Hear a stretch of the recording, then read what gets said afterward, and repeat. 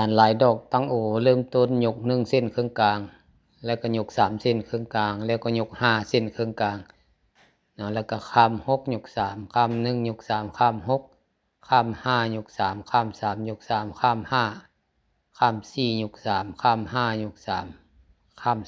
4ข้าม3ยก3ข้าม3ยก1ข้าม3ยก3ข้าม4การสานนี้จะมีคลิปยาวละเอียดที่ช่อง YouTube บ้านนาถิ่นเดิมอย่าลืมเข้าไปติดตามเด้อข้าม3ยก3ข้าม3ยก5ข้าม3ยก3ข้าม3ข้าม2ยก3ข้าม3ยก5ข้าม1ยก5